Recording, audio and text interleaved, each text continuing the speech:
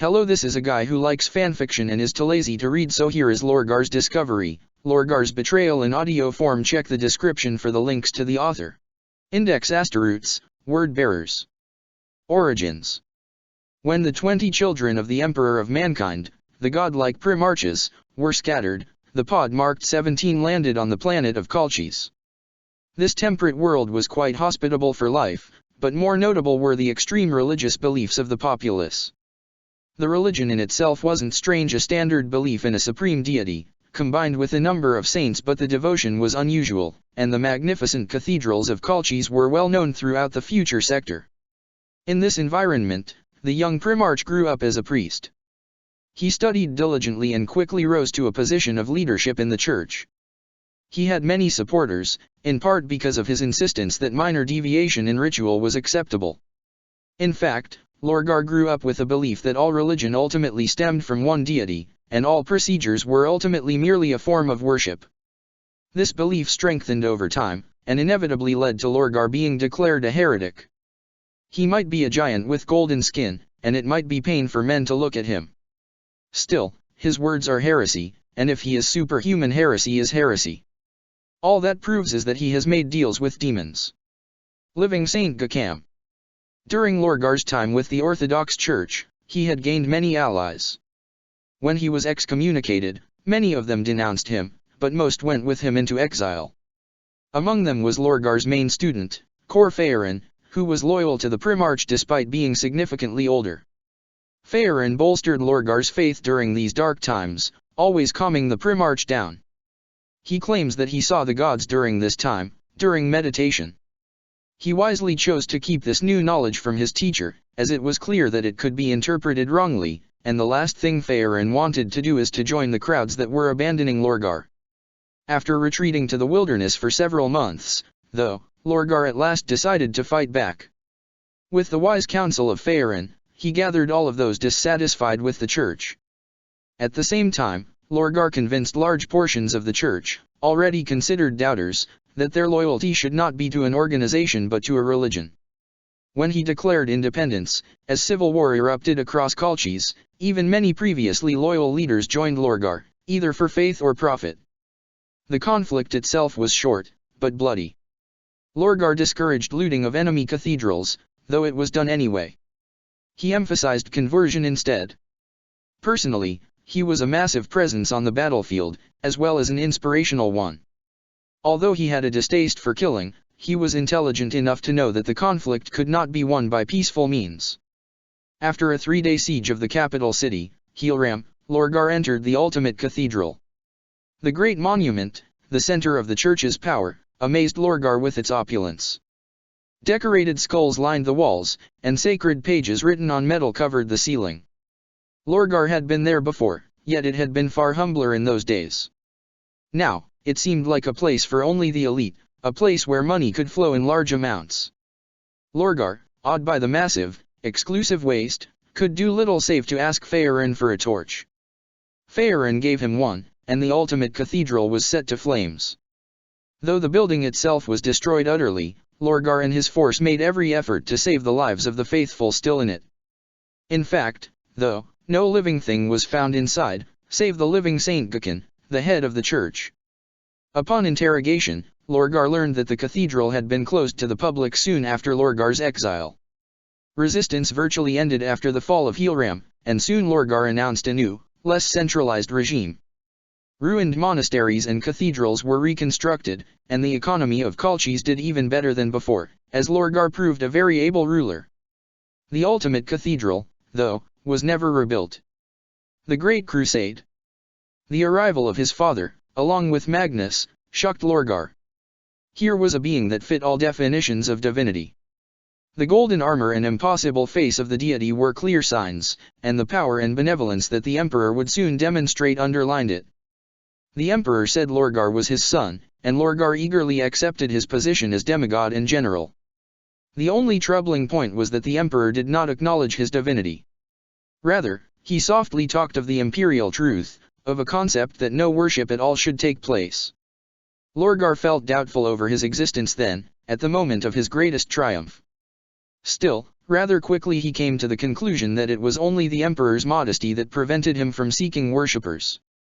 True gods, Lorgar said, do not flaunt their divinity. Only a god would not desire to be worshipped. Soon after meeting with his father and brothers, Lorgar met his children. The 17 Legion of the Asteroutes was named the Imperial Heralds, and their meeting with Lorgar went perfectly. Lorgar's allies on Colchis, including Corphaeron, underwent the process of Asteroutes creation. Corphaeron himself, like several other notable figures, was too old to undergo the full implantation process, but rose to a high position in the Legion nevertheless. Lorgar renamed his Legion the Word Bearers, declaring that they must, and will, bear the word of the Emperor across the galaxy, for he is the only deity deserving of worship. We are not only his army, we are his missionaries. Was first spoken in his speech and soon became part of the official, ritualized pre-battle chant of the Word Bearers. Phaeron privately doubted Lorgar's words on this topic, knowing of the true gods, but nevertheless went along. The Word Bearers were ridiculed for their faith by some, especially the Primarch of the Luna Wolves, Horus. Horus was known for having a rift with his father, and as such Lorgar didn't pay his words much attention. In fact, Lorgar almost considered Horus a fallen angel of sorts, having left the divine embrace for mundane, unimportant matters. The Word Bearers marched across many places, everywhere bringing their word of the divine emperor. Planets turned by them were brought into line with the Imperium's beliefs. Nevertheless, Lorgar desired never to copy the opulent and isolating despots that once governed his planet. He always walked among the people he was converting in peace, and he never oppressed the religion that they were practicing, instead merging it with his imperial faith. At the same time, Lorgar followed his father's doctrine of destroying Xenos, and to them he offered no chance of conversion. The Word-Bearers' worlds would become some of the most devout, and indeed even after what the Imperium knows as the Betrayal, and the Word-Bearers as the Discovery, these worlds stood by the Emperor. When Lorgar battled to take control of the ice world of Gaphobre, he was roundly repulsed on arrival, but within a year the world was loyal to the Emperor and the faith. Many years later, after the Discovery, Gaphobre, on the Second Fleet's path to Terra, again pushed Lorgar back, and despite the powers of the true gods the planet had to be left alone. The Word-Bearers' Legion swelled quickly, but Lorgar followed his father's recommendation on its size. Out of all legions, the Word-Bearers most precisely confined to the 100,000 Asteroutes limit. Despite all of this, Lorgar's worship of the Emperor was tempered by Phaeron's reminding him of his youth on Colchis. The last thing Lorgar wanted was for his beloved Imperium to become a copy of the wasteful, exclusive covenant, of the church that he had warred with then. Colchis itself, though a rich planet, was far from a trade hub. Instead, Lorgar used an open immigration policy and high taxes to create from Colchis a kind of religious sanctuary. Among his brothers, he most closely allied himself with Fukin of the Salamanders for his modest compassion and Sanguinius of the Blood Angels for his friendly benevolence. This calm state of satisfaction ended approximately 100 years after Lorgar's joining the Great Crusade.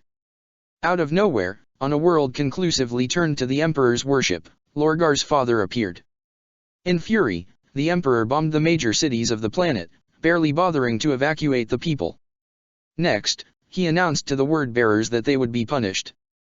When Lorgar, also driven to anger, inquired as to why the Emperor was doing this, the Emperor declared that the cause was Lorgar's refusal to stop worshipping him as a god. Lorgar was devastated, but realized immediately the parallels to the events on Colchis 100 years prior.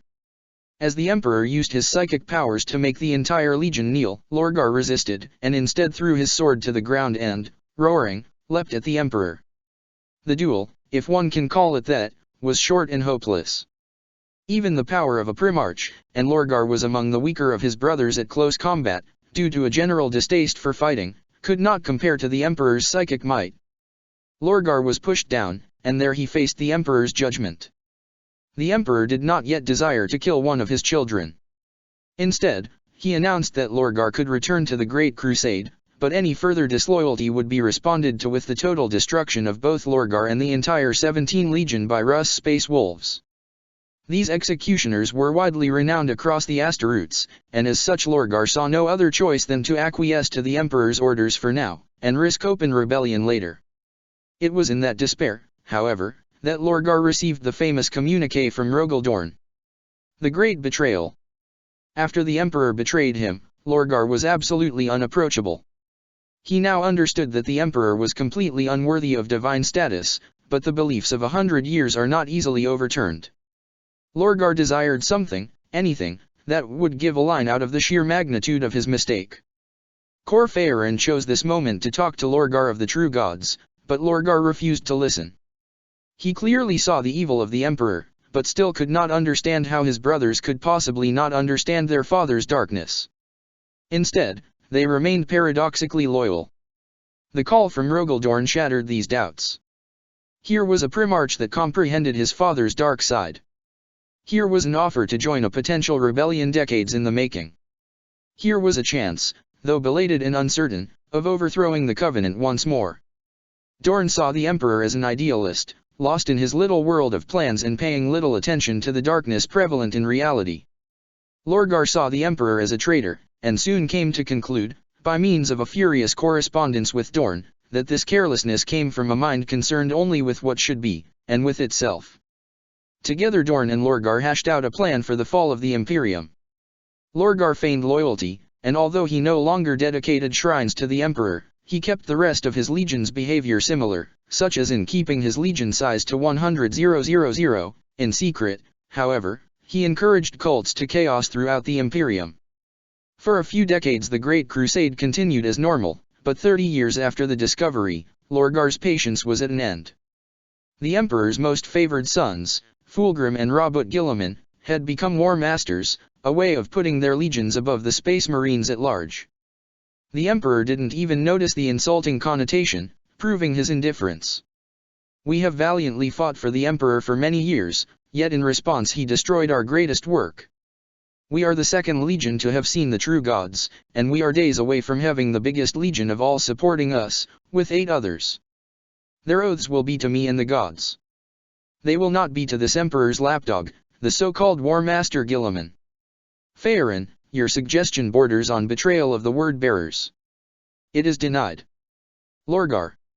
Emissaries were sent out to 9 legions, the groundwork having been laid in the preceding decades by the gods and by Lorgar's and Dorn's own work. Sanguinious blood angels were not found, they had grown tired of waiting for freedom. 2 other conversion attempts failed. On Davin, Chaplain Erebus was strangled by Horus Lupercal. Meanwhile, the delegation to the Night Lords returned at a quarter of its original strength, at high speed. Nevertheless, at the designated meeting place, a system known as Istvan, 8 fleets were soon gathered. Some of the Primarches had dedicated themselves to a god, the bloody Percherabotikern, the cunning Ferris Manus Tsianch, the tired Fukin Nergal and the destructive Jagatikon Slanish. The Lion, Dorn, Lorgar, and the mysterious Angren had all selected not to put their faith in a single god, but to support chaos undivided. There were many loyalists still in all 8 legions, and Lorgar came to the decision to send all of those down to the surface and bomb them to death. This was followed through, but unfortunately a number of loyalists, led by Alexis Pollux of Dorn's Fists, had not descended to the planet, and soon caused a space battle.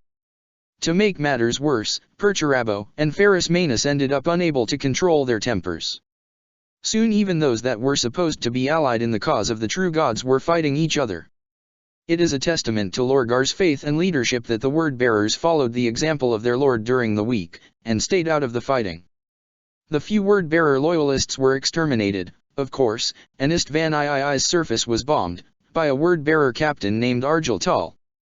Other than that, word-bearer ships remained observers, and at times peacemakers, such as when Corphaeron negotiated a ceasefire between the Iron Warriors and the Iron Hands. Throughout this madness, Lorgar stayed in his ship and meditated, communing with the divine. After a week, he at last exited with a message: the Discoverers, the 8 legions allied with Lorgar, would head to Terra, and directly so, for they did not yet have the numbers to wage a galaxy-wide war without taking the throne world. Lorgar's allies throughout the Imperium would prepare, meanwhile, for the war that would erupt once Terra was in the Discoverer's hands. His diplomatic ability enabled him to rapidly reunite the 8 legions, who had been fighting each other, under a single purpose, just like it was the only thing that would keep the Second Fleet fighting together on Terra. Lorgar split the Discoverers into 2 fleets, The first was composed of the Iron Warriors, Salamanders, Fists, and White Scars, whereas the second was made up of the Dark Angels, the Iron Hands, the World Eaters, and the Word Bearers themselves. Despite the names, the two fleets were meant to arrive on Terra simultaneously and pound the Emperor into dust. They had to be split only because of difficulty in maintaining coherence within the warp. It was not to be. Though sailing through the warp with an ease Lorgar had never experienced in the Imperium's service, the Second Fleet was continuously harassed by spies, mechanical difficulties, and the Luna Wolves. Horus Legion never attacked the Second Fleet in force, because even the Luna Wolves were not the size of 4 legions, and certainly not the parts of the legion that were positioned so that they could interfere with the Second Fleet. Despite this, even minor incursions were enough to slow Lorgar's advance. When the Second Fleet arrived at Terra, they found the first in ruins. 4 legions had fought and died under the Imperial Palace's walls. Dorn's mastery of siegecraft had not been enough to open the palace's gates. 3 primarchs were rescued by Ferrus Manus. Perturabo, though, was not due to a series of mistakes. The remnants of these legions were saved as well. Then, the Second Fleet descended on Terra. Ferrus Manus used a few stratagems to defend the landing pads and the Lion's siege weapons. Then, the 4 Discoverer legions smashed into the walls of the palace. Dorn, resting on the Word-Bearers' ships, informed Lorgar as to the weakest points in the defense. Exactly how the World Eaters disappeared is unknown. Either way, the attack became significantly more difficult in their absence. Nevertheless, Lorgar succeeded, even as the Ultramarines and Emperor's children pushed the Discoverers back from the Imperial Palace's walls, in cracking open the bunker of the throne room. He was not met there by the Emperor. It was Fulgrim, a War Master, Lorgar's brother. Lorgar's fury was without bounds. Advancing on Fulgrim, empowered by the powers of 4 Chaos Gods, he replayed the events on Colchis in his shining head. He had been betrayed, and now he was denied the satisfaction of killing his betrayer. The duel was long, but in the end Fulgrim lay dead below Lorgar's feet. Lorgar, too, was wounded by Fulgrim's attacks. In fact, his wounds were such that he barely saw the Emperor arrive in the room and touch Fulgrim's hand, a moment of mourning at the height of his Imperium's fall. He did not have a torch. Terra was Heelram, now, and this was real. Heelram had been mere practice for this moment of fate. It was the same, abandoned, rich, mighty, and monstrous for all of that. With one eye, Lorgar observed his father say farewell to Fulgrim, and once more he realized how much he wanted to burn this world of worthless riches, burn it all away. He had no torch. His soul would have to do. Lorgar gave his life and his very soul then to kill the Emperor. It is not known how he did this. In any case, Lorgar was utterly destroyed. The bodies found later in the throne room were Fulgrim's and the Emperor's, though the latter was soon entombed on a golden throne as a relic. The escape. As the Emperor's death greatly weakened the Imperium, so Lorgar's had a huge negative effect on the Word-Bearers. Cor Phaeron barely gathered the legion and managed to escape Terra. It was fortunate that the fleet presence of the Discoverers was still far greater than that of the Loyalist legions. Phaeron thought about heading immediately for the Eye of Terror, but chose to first visit his home world of Colchis for one last time. The Imperium's procedure for dealing with the worlds of traitor legions, such as the 2 and 11, was well known, and as such Colchis' doom was, Phaeron knew, not far off. The final visit was fraught with arguments, as Colchis itself was not completely against the Emperor. Nevertheless, war had not stained the soils of Lorgar's home world a second time. Phaeron took 30,000 recruits to add to the 70,000 that had survived the siege of Terra, and then tried to leave for a new home in the Eye of Terror. Unfortunately, during the escape from Colchis, the Ultramarines caught up with the Word-Bearers. The Word-Bearers were forced to make an emergency series of jumps away from Colchis as Rabut Gilliman destroyed their home world. The rearguard was massacred by the Ultramarines. Cathedral after cathedral, many filled with those still loyal, was obliterated through orbital bombardment. During transit, Phaeron announced to the infuriated Word-Bearers and initiates that they would take an eye for an eye and attack Ultramar, while Gilliman was distracted. Calth was the first world of Ultramar to fall to the Word-Bearers and their summoned daemons, and its once fertile plains were filled with sacrificial pyres to the true gods. Days later, Phaeron attacked Makraj. The orbital defenses did their best to ward away the word-bearers, but in the end a defensive force of perhaps 1,000 Asteroutes had to deal with an attack, led by Chapter Master Halbalith, of 25,000. Most of Makridge was under word-bearer control in a matter of days, but the polar fortresses held out for weeks.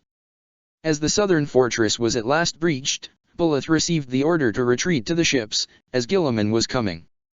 He obeyed. He could have taken it, he knew. He had a massive advantage in numbers, and the gods had been on his side. True, the reinforcements would have been an issue, but they wouldn't have been fast enough. Their precious home world would have become a shrine to the gods, never more useful to traders. He could have taken it, he knew. He just wouldn't have gotten out of Makridge alive. The retreat from Makridge was orderly, and Phaeron's ships traced a curved path to the Eye of Terror. This time, the Ultramarines were left without a scapegoat for their mistakes and instead had to rebuild their damaged, demonically tainted home. Phaeron, meanwhile, arrived at the Eye of Terror from the north with what was likely the most intact of the 7 Chaos Legions. It was an entry unexpected by the legions already there, but an extremely fortunate one. With it, Phaeron more or less gave the Chaos Legions a theoretical leader. They didn't accept him. 5 Primarchs were still alive, and would soon be promoted to Daemon Princes. Even the Iron Warriors, though, opposed Phaeron simply because ultimately his legion had failed on Terra. Despite all of his successes, Core Phaeron had to confront a horrifying truth in the Eye. The war had been lost. The Long War. The War of Discovery, however, was not the end of the word-bearers. The recruits from Colchis, and many others from worlds conquered by the word-bearers after their conversion, swelled the size of the legion back to 100,000, where Phaeron decreed it would stay as a reminder of the legion's past. Being limited in numbers, though, did not mean the 17 were weak. On the contrary, the word-bearers have always put great pride in having every recruit be truly favored by the gods. More than any other legion, recruiting into the 17 is governed by omens and signs. The other way of overcoming their occasional numerical disadvantage has been to summon daemons, lots of them. Over the years, most of the 17's leadership has ascended to the status of a daemon prince. Core Phaeron was the first, transcending after the Battle of Ophelia, an engagement, in M32, in which the Imperial army attempted to corner the word-bearer leadership. They succeeded, but Phaeron fought his way out, in the process destroying the planet utterly. It is notable, though, that every other word-bearer daemon prince has come from the ranks of the symbiotes. The word-bearers have since fought many battles, following the will of the gods and Core Phaeron. Their ultimate goal is the downfall of Terra and the Imperium via a new war of discovery, and until then they are content to fight battles as the gods suggest. Most attacks happen against Segmentum Obscurus. Despite the beliefs of many Imperial scholars, though, the word-bearers have no overarching mission, such as finding recruits or the meaning of the divine. Rather, they trust the gods. The word-bearers' greatest recent military success was the 101 incident. In the first contact between the word-bearers and the Necrons, in an area known as Outpost 101, the robotic fleets infringed on a word-bearer fort. The undead were defeated, but the Daemon Prince Enrwaj Fan fell in the fighting. Furious at the loss of one of his strongest subordinates, Core Phaeron ordered the extermination of the entire species and the capture of all worlds under which they slept. The project is ongoing, but dozens of tomb worlds have been successfully neutralized and captured, their populace taken into the Eye. The word-bearers' most recent major half-success was the Makarian heresy. After War Master Makarius, the first non-Astarte human to fill the position, ever, fell, his absurdly massive conquests quickly were invaded by thousands of word-bearers, with the intent of creating a new Eye of Terror. The invasion began as a huge success, with several members of Makarius War Council defecting, though after about 200 conquests insurrections in worlds thought taken brought the invasion to a halt. The Emperor's children arriving in the area did not help, either. Eventually the heresy's front was pushed back to a cluster of 40 worlds, now daemon worlds, where it remains. In any case, the word-bearers remain a very real threat in the galaxy. Unpredictable, they are the closest organization to a true arm of the Chaos Gods in the Materium, 100,000 screaming Asteroutes whose only goal is worship. Organization. The word-bearers are unilaterally led by the Daemon Prince Corphaeron, the student of Lorgar. His authority is largely unchallenged, not in the least because he has a tendency of bloodily destroying most breakaway factions. Phaeron is supported by the symbiotes. These consist of approximately 1,000 word-bearers who share their body with a daemon. This grants them great wisdom and insight into the ways of the gods, and most promising leaders are quickly inducted into the symbiotes' ranks. Considered the greatest of the symbiotes is Argiltal, the first symbiote, promoted during the Battle of Macrage. His counsel has proven quite valuable to Phaeron, and his abilities on the battlefield are frightening. Honor? Do not talk to me of honor. The most honorable are the first to be killed, the least honorable are the second. I have walked the battlefields for 10,000 years, I know what it is like to pretend to be human. You cannot simply scheme. You must fight, and die, and be reborn. You do not understand. It is as I expected. You are not worthy. No matter how powerful you are in the warp, you are not worthy. You are a mere daemon. I need a symbiote. Argiltal. Before the discovery, the 17 was divided into several brotherhoods, analogues to other legions' great companies. These have remained, though now an informal group. Rather, the legion is subdivided into 90 companies, each composed of approximately 1,000 asteroutes and led by a minor council of 10 symbiotes. In reality, these companies rarely fight together, and are mostly a rough bookkeeping tool. It is notable, though, that not all word-bearers are part of Corphaeron's dominion. Captain Tzadkiel spent half a millennium, in late M32, as a symbiote, but then something changed. Casting out his daemon, he announced that the entity was in fact possessing him in a more oppressive fashion than claimed, and that the entire idea of the symbiotes was a plan by Phaeron to weed out potential political opponents and stick them under a daemon. Tzadkiel's forces currently number a few thousand asteroutes. They rarely deal with daemons, and in fact do not spend much time inside the Eye of Terror at all. Phaeron considers them to be misguided, but of course the seed of doubt planted by Tzadkiel has grown over time, and there is a distinct possibility of, sooner or later, a coup dethroning the student. Combat Doctrine.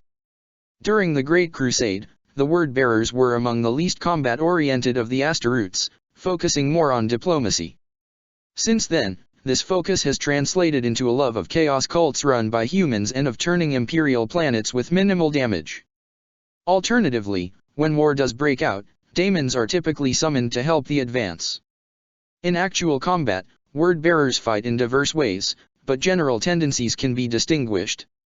Ranged weaponry is typically used more often than in other legions, often leading to gun lines that look not unlike those of the Imperial Army, if more powerful and far more accurate. The positions of assault squads are filled by daemons and symbiotes, and on some occasions cultists. These attempt to engage the enemy as quickly and powerfully as possible. Despite this, on occasion tactics will suddenly change at the will of the gods, for unpredictability can be a great strength. The Astarte warriors of the 17 have been described as cowardly, which is of course a completely false description. What is true is that the Legion has no antipathy towards tactical retreats. This does not mean that a word-bearer squad galvanized by a chaplain's speeches won't stand to the last. The 17's tactics are anything but predictable, like the gods they serve. On a larger scale, the word-bearers will typically try to turn conquered planets into daemon worlds. As such, they will occupy population centers and sacrifice the inhabitants rather than simply bombing everything from orbit. Converted planets are often defended from imperial attacks, but the word-bearers prefer to claim new horizons for the gods. As such, the word-bearers' preference for daemon worlds can be explained by this as well. After all, worlds already swarming with warp beings are far harder to take and require far less defense.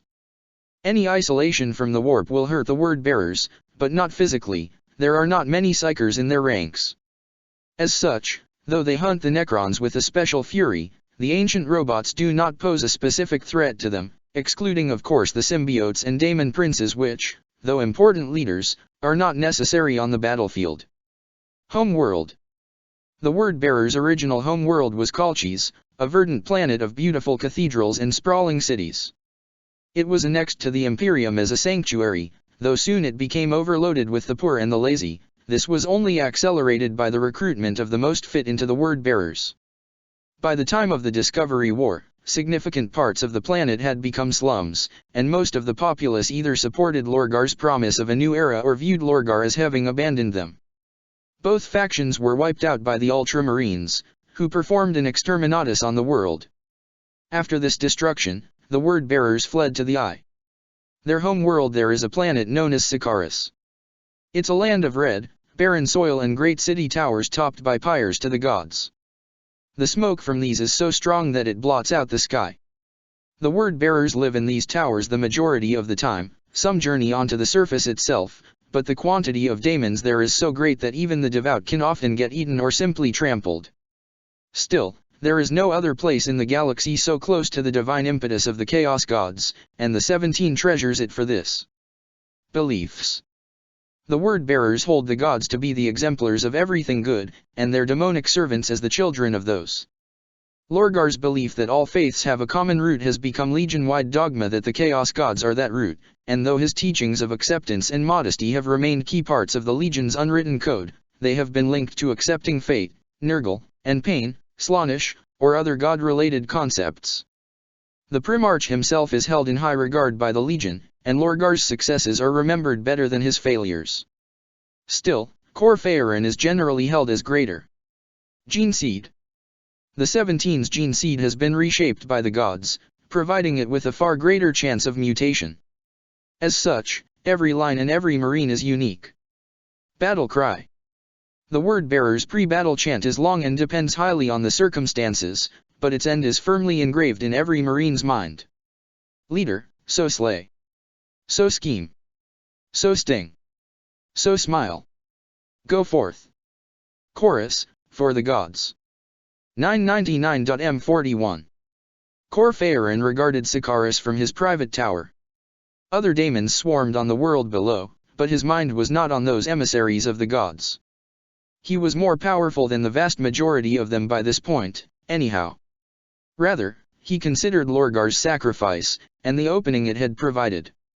The Emperor was crippled and unconscious, though the Imperium denied he was completely dead. Well, someone was guiding the Astronomicon, at least. Perhaps they were telling the truth. But he was not leading the Imperium, and without him it had not been able to hold off chaos forever. For 10 millennia since that day, the Legion had done the will of the gods, and now their apotheosis was at hand. It would begin with the turn of the millennium, the omens were clear on that much. He did not know what form the end of the final battle would take, but he would repay those that had given him everything, and come out ahead in the process. And lesser plots had gestated for a long time, and he had no doubt the gods had more of those than him. The end times were here. And chaos was ready. Check the description for the links to the author.